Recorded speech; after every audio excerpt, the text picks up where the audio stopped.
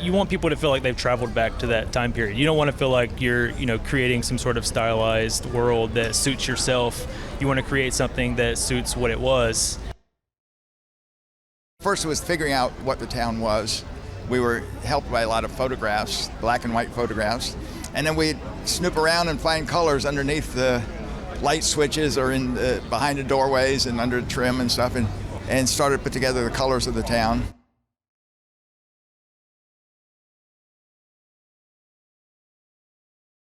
People need to know is that this is just one story. Every Osage family has a very similar story. So our voices are being heard. For me personally, I have a better understanding of my grandparents now because they were so silent about it, in fear of, retaliation or that sort of thing. So I think it's important that the way Marty handled this to go into our community the way that he did, that will maybe set the bar moving forward with other filmmakers and storytellers moving into Native communities.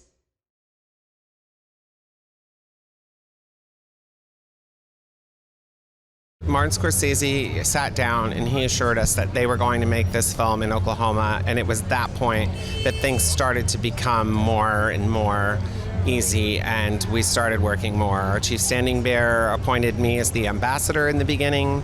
I started working on the film for 3 years, and it was a labor of love. It was very important for the Osage Nation to be involved in this film. I don't think that this film would be what it is without that involvement.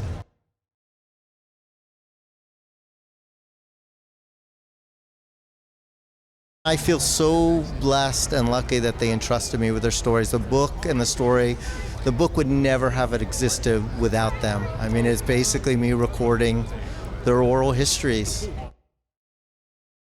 My sense was they also thought it was important that this story be known outside the Osage community, because Osage obviously knew their history. When people say, oh, nobody heard of it, well, they heard of it, but so many others had not.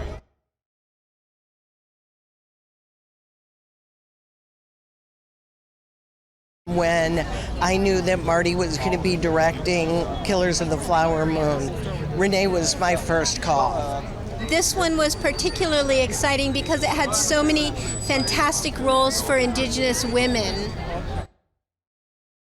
We knew the kind of faces that we wanted. We knew what the family looked like, and you're not trying to cast identical people, but what you're doing is trying to just capture the feeling of the era. Well, I'm never surprised about the level of talent that I find in Indigenous communities because they are natural storytellers and very much in touch with who they are, and I have always had great luck, but we were particularly lucky with the Osage community.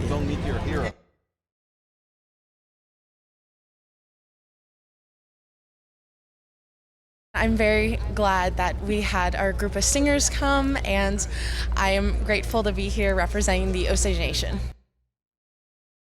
One of the biggest reasons that I'm so grateful to be here and be part of that is because it shows how we are resilient. We are still here, and our story is being told, and we made it to LA. And that is what is so magical about this whole experience, because we are taking part in history, and we are history.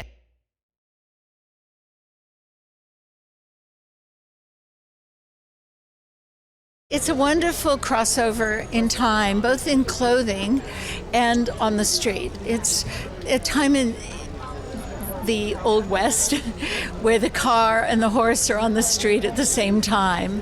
And in this story, modern dress is present, which is the 1920s, along with traditional Osage. Mollie is the kind of the heart of this movie, and ironically, she's the most traditional of the four sisters. So I kept her very, very traditional, and we made all her clothes, and Pendleton made her blankets, but I had a lot of pictures of her in studio shots that I replicated exactly.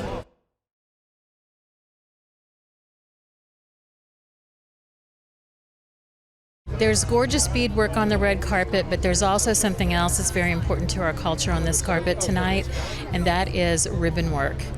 And a lot of what you see of Osages on tonight are basically, we're telling a story about our history through our clothing. And a lot of these pieces have worked their way down. Our silhouette has not changed for over 150 years.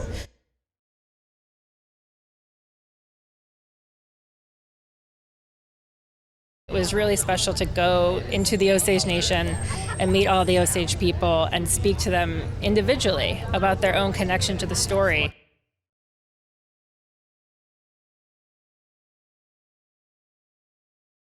After you see this story and after you see the just tragedy we went through, that, you know, we're still here and we're still doing the same stuff we did like 100 years ago. We're very traditional people, and so we like to keep our culture strong.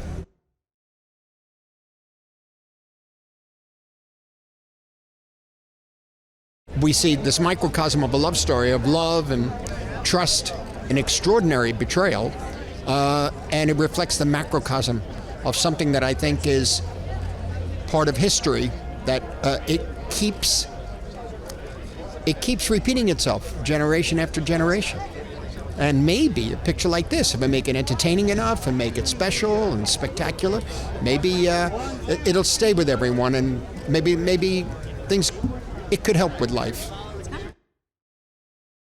The characters are fascinating because instead of, there are villains, all right, but they're villains who are friends with everybody.